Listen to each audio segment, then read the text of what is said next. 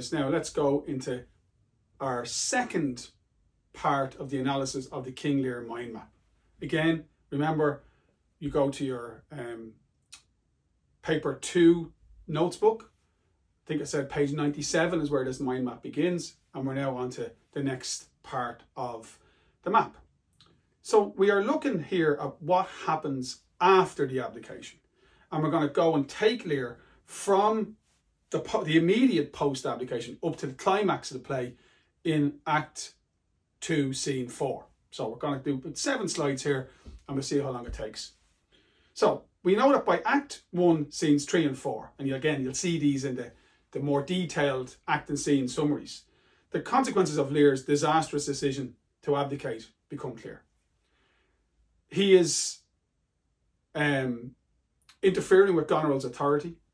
Goneril makes the decision to provoke him by instructing her steward Oswald to treat him with not disrespect, but not with the respect he's used to. And the knight can see that. The knight is one of his retinue, and he says, "Your Majesty is not entertained with that ceremonious affection as you were wont." Oswald, when he speaks to Lear, brilliantly refers to him as "my lady's father." Now, Lear has never... that's designed to provoke him. Lear has never been spoken to like that, because what he's saying, Lear says to him, "Do you know who I am?" And Oswald says, "Yeah, I know who you are. You're the important person's dad." Which means he's a secondary figure. He's not the primary figure he's used to being. So, very, very clever by Shakespeare. The fool, he's trying to get Lear to see, you're not what you think you were. You've given your power away. And he offers Lear his jester's hat, his coxcomb. And Lear says, "You're taking a piss. Dost thou call me fool, boy? You're suggesting I'm a fool." And the fool says, "Well, yeah, you are a fool, because all thy other titles thou had given away." So again, while those words may seem cruel and cutting, there's the fool trying to get Lear to see the truth of the situation, because the fool is aware of the conflict to come. If Lear continues to behave in a way which undermines Goneril's authority, which then undermines Regan's authority, he has no power, they have power, and they will act against him. The fool can see that, Lear can't. By Act 4, and by Act 1, Scenes 4 and 5, it says 5 there, but it's Act 1, Scenes 4 and 5, Goneril engineers this conflict. And we know that she asks him to disquantity his train. She tells him if he doesn't, she will do it for him. She exerts her authority over him. And remember, she's not doing that because she thinks he'll go, "Okay, no problem." She's doing that because she's trying to provoke him. Because she wants him to go. She knows he'll lash out like he did with Cordelia. She wants him to go to Regan. And she knows that her and Regan are conspiring together, and he won't get any sympathy from Regan. So that then they hope he will see that he has to accept that he has abdicated and no longer has any power. So his response is to lash out, and he says this terrible thing, "Into her womb conveys sterility." Again, another quote designed by Shakespeare to create a tension between the audience and Lear. It's a dreadful thing for any father to say about his child. "I hope you never have any children." And then he threatens her and says, "Thou shalt find, I'll resume the shape thou dost think I have cast off forever," which just confirms what Goneril and Regan suspected about him in Act 1. But there's nothing really admirable about Lear here. He's a bit of a paper tiger. He's kind of malleable. He's weak. Goneril can push his buttons and provoke him at will. He's quite pathetic and threatening when he has no power. He is, still clinging to this idea of himself as a great and powerful man, when in fact he's defined by impotence. That impotence, that absence of power, self-inflicted by the abdication.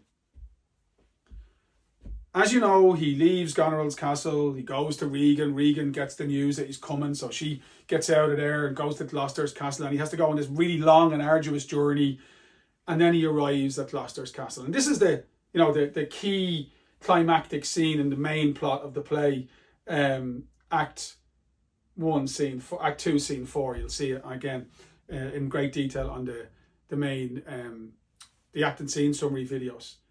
But when he arrives, there's a wonderfully written and very clever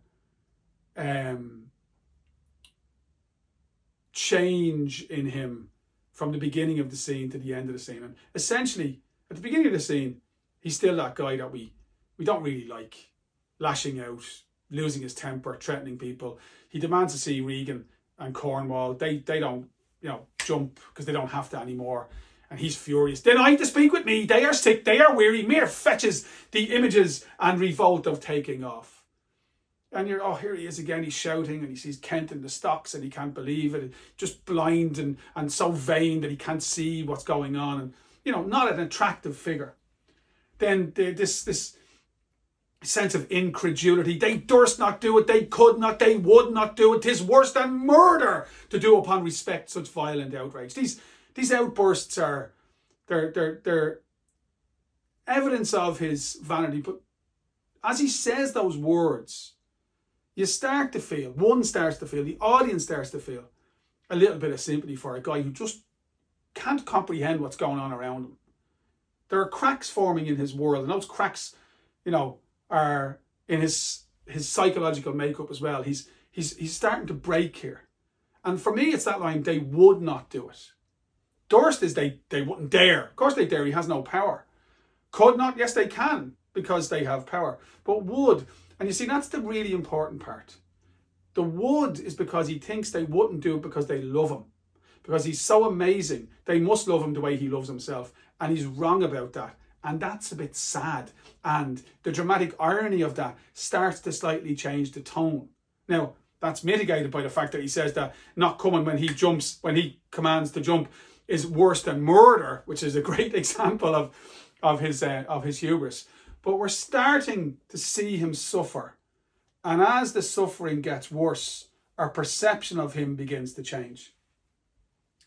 He feels himself edging towards breakdown and madness. Oh, how this mother swells up toward my heart.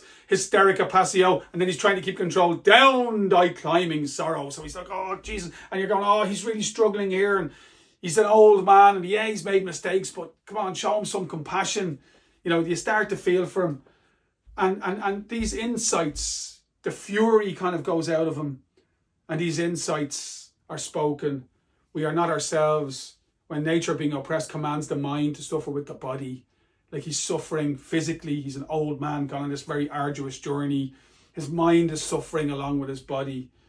And then there's that famous moment where he is being sarcastic, but it is symbolically important, where he gets down on his knees and he says, what do you want me to do? On my knees I beg that you'll vouchsafe me raiment, bed and food. Do you want me to get down on my knees and beg? But it's the symbolism of him down on his knees is really important, because of course that is exactly what Regan wants, and he doesn't really understand that yet, but she's going to make him. So he's really, really, really suffering. But Regan knows that she's been waiting for this moment her whole life. And the pleasure that she takes in his humiliation has an effect where, up until this point, we've really understood Regan and Goneril. We kind of got, okay, look, they lie and tell him they love him and they don't to get power. But, he created that situation. He's been really difficult. He's a bully. He's arrogant. He lashes out. He must have been a terribly intimidating figure to be your father. But the pleasure that she takes from his humiliation, which is evident in these two brilliant quotes. Oh, sir, you are old. Nature in you stands on the very verge of her confine. You should be ruled and led by some authority that discerns your state better than you yourself.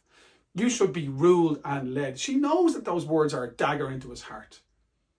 Then she tells him, I pray you, Father, being weak seems so. She said, Dad, look, nobody wants to hear from you. You don't matter. Shut up. So when she starts talking to him like that, and we can see the evident pleasure she's taken in his humiliation, we begin to see her differently, perceive her corruption, her inhumanity, her lack of compassion. And conversely, we start to feel some sympathy for him as he's humiliated and as he suffers. That's the moment when our perception of Lear begins to change. It takes a while into Act 3 and 4, but the beginning, the turning point, the climax is Act 2, Scene 4. Don't forget, a climax in a piece of drama, everything that happens before it builds up to it, and everything that happens after it happens as a result of it. So that's what climax is, a turning point. And Lear, in this scene, desperately tries to placate Regan, trying to flatter her. No, Regan, thou shalt never have my curse. Thy tender-hefted nature shall not give thee o'er to harshness. The irony of those words, given what we know about Regan and how cruel she is, and later in the play we see the torture of Gloucester, to describe her as tender-hefted is either desperate or blind. And then, as we watch him here, we're reminded of the fool's warning to Kent earlier on in Act 2, when he told this guy, Caius, he doesn't realise it's Kent in disguise, let go thy hold when a great wheel runs down a hill, lest it break thy neck with following it. And what the fool is saying is that Lear is on a spiral. He's going to be destroyed, and anybody that stays close to him, loyal to him, will also be destroyed. And we can see here the great wheel is running out of control. Lear is spiralling down, and there's going to be a crash. It's a brilliant use of language by Shakespeare. So the climax scene ends with the demand that he give up his retinue. First, they ask him to reduce it by a number, then down to 50, and then she says, why do you need anybody at all? You can be served by our servants. And the Gunnar and Regan noted that the importance of the symbolism of the retinue. Won't get into that now. We'll do that if you look at the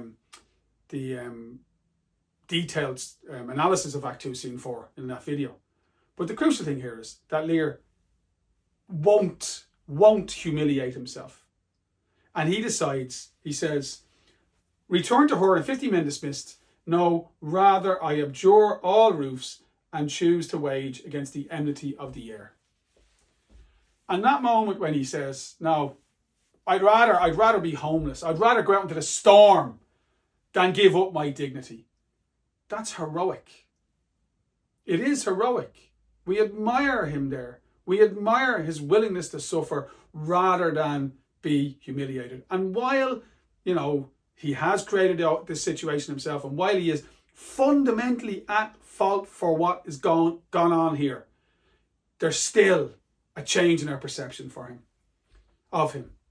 And that change is enhanced by these insights he starts to develop. Man's life is cheap as beasts, even his. He's not special. He's just a man. Life is cheap. And when he describes himself as a poor old man, as full of grief as age, you have this, suddenly, the dragon is gone.